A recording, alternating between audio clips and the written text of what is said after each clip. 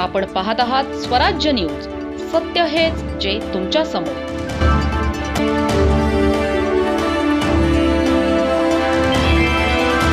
धुळे शहरातील देवपूर परिसरातून एक मोठी आणि खळबळजनक कारवाई समोर आली आहे. देवपूर येथील जीटीपी स्टॉप जवळ असलेल्या राधाकृष्ण लॉजवर पोलिसांनी अचानक धाड टाकली. या कारवाईत लॉजमधून काही तरुण आणि तरुणींना ताब्यात घेण्यात आले.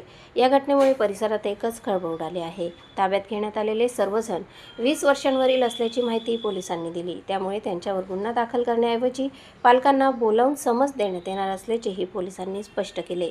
ही कारवाई स्थानिक नगरसेवक ललित माळी यांच्या तक्रारीनंतर करण्यात आली. देवपूर परिसरात संशयास्पद लॉजिंग व्यवसाय सुरू असल्याचा आरोप त्यांनी केला होता. तक्रारीची गंभीर दखल घेत देवपूर पोलिसांनी ही धडक मोहीम राबवली. कारवाई दरम्यान लॉजचीही तपासणी करण्यात आली. दरम्यान देवपूर आणि परिसरात बेकायदेशीर लॉजिंग व संशयास्पद कॅफेंचे प्रमाण वाढत असल्याचा आरोप स्थानिक नागरिकांकडून केला जात आहे. अशा प्रकारांमुळे परिसरातील सामाजिक वातावरण बिघडत असल्याची भावना व्यक्त होत आहे.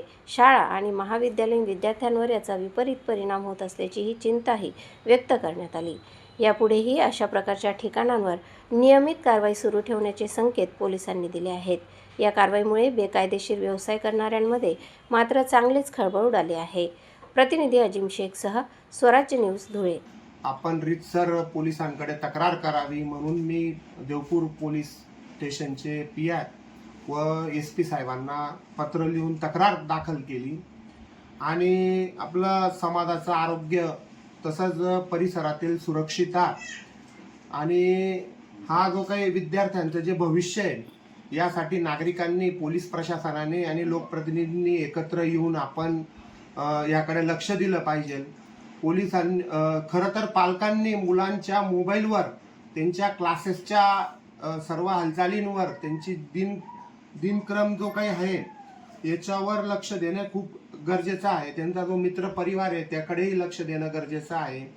असले जे प्रकार घडत आहेत सकाळी 6 वाजेपासून या लॉजवर मुलांना मुलींना याप्रमाणे जर कधी असे 1000 रुपये तास ने 1500 रुपये तास प्रमाणे जात असतील तर आपला हा समाज कोणत्या दिशेला चालला आहे हे देणं हे खूप गरजेचं झालेलं आहे.